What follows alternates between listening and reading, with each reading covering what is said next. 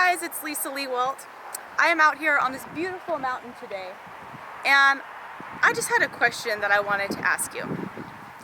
How big is your God? See, all my life I've struggled with worry and anxiety and fear. It's like any little problem would happen in my life and I felt like I would just stress over, how am I going to fix this? How am I going to fix this? And it was so strange because I also would claim to believe in this massive God who created everything that I see and loves me more than I love myself. And yet my actions would show that I must not really believe that. Because if I did, I wouldn't be freaking out right now. See, it says that God created all of the stars in the sky. Have you ever lain on your back and looked up at the stars? You can't even count them, and it says God knows them by name. It says that He knows how many pieces of sand are on the seashore. It says He knows how many hairs are on your head. A God that big should be big enough to handle our daily problems. And yet we don't really believe it, do we? Well, it's either that He's not big enough or He just doesn't care enough. But that doesn't seem to be true either. Psalms 139, 16 through 18 says, "How precious to me are your thoughts, O God, how vast is the sum of them. If I could count them, they are more than the sand. I awake and I am still with you." It says His thoughts towards us are greater than the sand on the seashore. See, if God really is love, then why do we believe He doesn't care about the details of our life? If you were a parent and you understood how to love your children properly, do you go around saying, "Oh, I love you, but I don't want to hear about your day. I don't care about what's going on. I don't want to help you"? No, of course not. If you love your kids, you care about everything that's going on with them. You care about everything that you're going through, and you would do whatever you could to help them.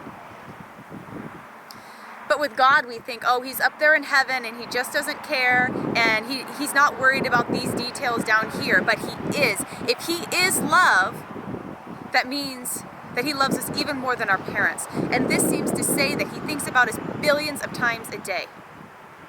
So if He's powerful enough to create the stars and the mountains and the beaches, and He thinks about us all day long, then why are we worrying? A God that is that powerful and that loving is in control.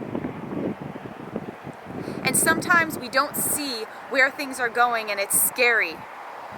But He says He is working out all things together for our good, and we have to trust that. See, there's another belief that goes along hand in hand, I think, when people have a small view of God. And I want to be careful because I'm not saying that everybody holds this belief has a small view of God, because I'll get into details of why. When I hear people say that they believe the Bible, but they don't believe that miracles happen, or that all those parts in the Bible that seem so far-fetched were really true. Well, I think if you're making an argument that you think from a literary standpoint, Jesus was telling a story to teach a principle, that could be true. I think Jesus did teach principles through stories. But I also think that there are other places in the Bible where it seems to be claiming that it actually happened, and the only reason that people don't believe that it did is because it sounds too big to be real. So that leads me to believe that they don't understand really how big God is. You're telling me that a God that can create all of that can't interact with it or change it in any way? If He created scientific laws, that He can't break them? If He created things the way that they are, that He couldn't reach His hand down and do it a little different? If miracles can't exist, your God is about this big. And how can a God that big be trustworthy of your life? He can't. But see, that isn't the case. He teaches us that He does do miracles, that He does do massive things, that He's done them all throughout history, and He wants to do them in our lives. But we have to trust Him. We don't get the benefits of getting to relax and rest in His goodness, His grace, and His control if we don't really believe it. We just sit around worrying and stressing out all the time. So this week I want to give you guys a challenge. I want you to expand your view of God. I want you to look around at everything that you see and take a mental note that if he can create all of this, if he loves you more than you even love yourself, that he is capable of dealing with your problems and the details of your life. I challenge you to put your trust in him and to rest. I hope you guys have a great week.